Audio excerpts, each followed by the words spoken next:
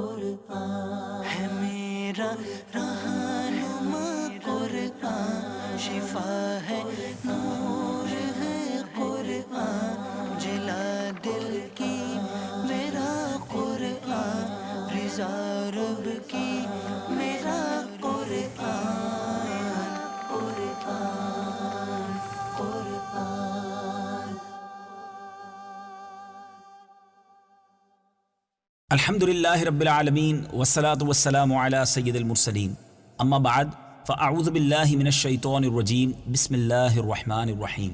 الصلاة والسلام علیک یا رسول اللہ وعلی آلک واصحابک یا حبیب اللہ، الصلاة والسلام علیک یا نبی اللہ وعلی آلک واصحابک یا نور اللہ۔ میٹھے میٹھے اسلامی بھائیوں اور مدنی چینل کے ناظرین، سلسلہ ہے ایک قصہ ہے قرآن سے۔ قرآن ہے میرا رہنما، قرآن شفا ہے، نور ہے قرآن، جلا دل کی میرا قرآن، رضا رب کی میرا قرآن، قرآن قرآن۔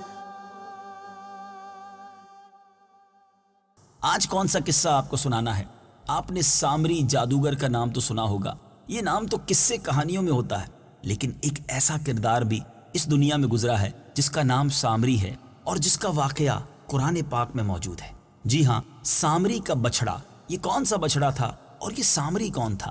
آئیے قرآن کے اس واقعے کو سنیے اور اپنی معلومات میں اضافہ بھی کیجیے، اور اس واقعے سے جو کچھ ہمیں سیکھنے کو ملتا ہے انشاءاللہ اس کے مدنی پھول بھی ہم سب سنیں گے۔ فرعون کی ہلاکت کے بعد بنی اسرائیل اس کے پنجے سے آزاد ہو کر سب ایمان لے آئے، اور حضرت موسیٰ علیہ السلام کو خداوند کریم کا یہ حکم ہوا کہ وہ 40 راتوں کا کوہ طور پر اعتکاف کریں، اور اس کے بعد انہیں کتاب تورات دی جائے گی۔ چنانچہ حضرت موسیٰ علیہ السلام کوہ طور پر چلے گئے اور بنی اسرائیل کو اپنے بھائی حضرت ہارون علیہ السلام کے سپرد کر دیا۔ آپ 40 دن تک دن بھر روزہ اور رات کو ساری رات عبادت میں مشغول رہتے۔ سامری بنی اسرائیل کا ایک بہت برا شخص جس کا نام سامری تھا، جو طبعی طور پر نہایت گمراہ کن آدمی تھا۔ اس کی ماں نے برادری میں رسوائی اور بدنامی کے ڈر سے اس کو پیدا ہوتے ہی پہاڑ کے ایک غار میں چھوڑ دیا تھا، اور حضرت جبریل علیہ السلام نے اس کو اپنی انگلی سے دودھ پلا پلا کر پالا تھا، اس لیے یہ حضرت جبریل علیہ السلام کو پہچانتا تھا۔ اس کا پورا نام موسیٰ سامری ہے، اور حضرت موسیٰ علیہ السلام کا نام بھی موسیٰ ہے۔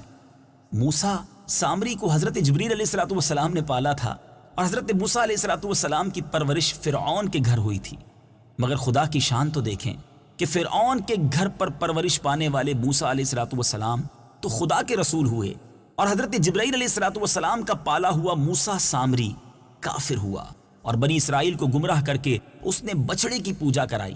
جن دنوں حضرت موسیٰ علیہ السلام کوہ طور پر معتکف تھے، سامری نے آپ کی غیر موجودگی کو غنیمت جانا اور یہ فتنہ برپا کر دیا کہ اس نے بنی اسرائیل کے سونے چاندی کے زیورات کو مانگ کر پگھلایا اور اس سے ایک بچڑا بنایا۔ حضرت جبرائیل علیہ السلام کے گھوڑے کی قدموں کی خاک جو اس کے پاس محفوظ تھی، اس نے وہ خاک بچڑے کے منہ میں ڈال دی تو وہ زیورات سے بنا ہوا بچڑا بولنے لگ گیا۔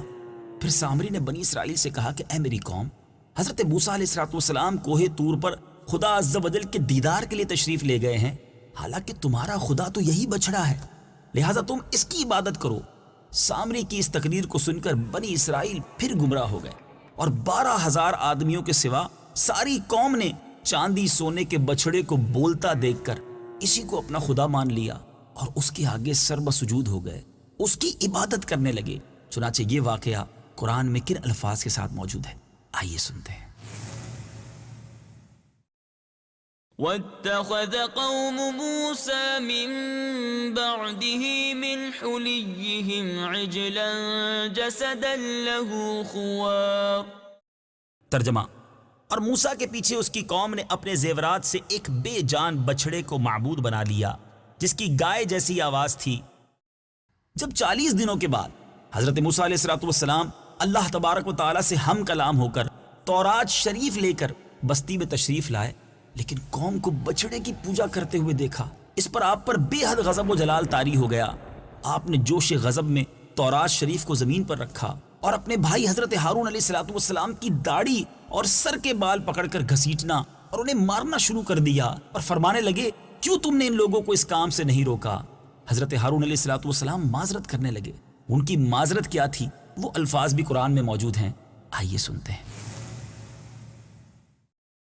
قال ابن إن القوم استضعفوني وكادوا يقتلونني فلا تشمت بي الأعداء ولا تجعل لي مع القوم الظالمين. ترجمہ: ہارون نے کہا اے میری ماں کے بیٹے، بے شک قوم نے مجھے کمزور سمجھا اور قریب تھا کہ مجھے مار ڈالتے، تو تم مجھ پر دشمنوں کو ہنسنے کا موقع نہ دو اور مجھے ظالموں کے ساتھ نہ ملا. میٹھے میٹھے اسلامی بھائیوں، ہے نا عجیب واقعہ؟ حضرت ہارون علیہ الصلوۃ والسلام کی معذرت سن کر حضرت موسیٰ علیہ الصلوۃ والسلام کا غصہ ٹھنڈا پڑ گیا. اس کے بعد آپ نے اپنے بھائی حضرت ہارون علیہ الصلوۃ والسلام کے لیے رحمت اور مغفرت کی دعا فرمائی. پھر آپ نے اس بچڑے کو توڑ پھوڑ کر اور اس کو جلا کر ریزہ ریزہ کر کے دریا میں بہا دیا. اے میرے میٹھے اسلامی بھائیوں، ہے نا بڑا ہی عجیب واقعہ؟ اس واقعے سے ہمیں کیا سیکھنے کو ملتا ہے؟ یہاں ایک بات تو یہ سیکھنے کو ملتی ہے کہ علماء کرام اور مبلغین کو ہر وقت امت کی اصلاح کی کوشش کرتے رہنا چاہیے. ہم اگر اپنے اس کام میں سست پڑتے ہیں تو شیطان اپنا کام کر جاتا ہے، وہ برائیوں کی طرف لوگوں کو لگا دیتا ہے. دیکھیں نا، حضرت موسیٰ علیہ الصلوۃ والسلام چند دنوں کے لیے ہی تو اپنی قوم سے دور گئے تھے، مگر شیطان نے اس قوم کو کتنی بڑی گمراہی میں لگا دیا. یہاں مبلغین کے لیے، علماء کے لیے، دین کا کام کرنے والوں کے لیے زبردست مدنی پھول ہے کہ ہمیں اپنی کوشش ہمیشہ جاری رکھنی چاہیے. اور دوسرا مدنی پھول یہ سیکھنے کو مل رہا ہے کہ حضرت جبریل علیہ الصلوۃ والسلام کے گھوڑے کے پاؤں کی خاک، اس کا یہ اثر تھا کہ اس خاک کو جب ایک بے جان بچڑے کے منہ میں ڈالا گیا تو وہ بولنے لگ گیا. تو ذرا غور کیجئے کہ جبریل علیہ الصلوۃ والسلام کے گھوڑے کے قدموں کی خاک کا یہ عالم ہے. تو بعض اگر خوش عقیدہ مریدین اپنے پیر صاحب یا بزرگان دین کا کچھ فیض حاصل کرتے ہیں، ان کا تبرک حاصل کرتے ہیں، تو یہ شرعاً جائز بھی ہے اور اس میں برکت بھی ہوا کرتی ہے، کیونکہ اللہ والوں سے جس چیز کو نسبت مل جائے اس کے فیوز و برکات ہمیں معلوم ہو رہے ہیں. بہرحال میرے میٹھے اسلامی بھائیوں، بنی اسرائیل کے عجیب و غریب واقعات ہم تسلسل کے ساتھ سن رہے ہیں.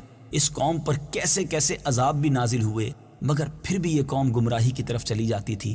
ہم پر عذاب تو نازل نہیں ہو رہے، لیکن شاید آج بہت ساری پریشانیاں، آج بہت سارے مسائل جو ہمارے سامنے ہیں، یہ ہمیں سوچنا چاہیے کہ ہماری برائیوں کا ثمرہ تو نہیں، ہماری خطاؤں کا یہ رزلٹ تو نہیں ہے. ہمیں اپنے گناہوں سے توبہ کرنی چاہیے. یقین جانیے جو قوم اپنے رب کو راضی کرنے والے کام کرتی ہے، اس کی دنیا بھی بہتر ہو جاتی ہے، اس کی آخرت بھی بہتر ہو جاتی ہے. اللہ کریم قرآن پاک کے نور سے ہم سب کے دلوں کو منور فرمائے، فیضان قرآن ہم سب کو نصیب فرمائے. مدنی چینل دیکھتے رہیے. انشاءاللہ اگلے سلسلے میں ایک اور قصہ لے کر حاضر ہوں گے، جس میں انشاءاللہ قرآن پاک سے ایک اور خوبصورت واقعہ ہم سن پائیں گے. صلو علی الحبیب صلی اللہ تعالی علی محمد صلی اللہ علیہ وسلم. قرآن ہے میرا رہنما، قرآن شفا ہے، نور ہے قرآن، جلا دل کی میرا قرآن، رضا رب کی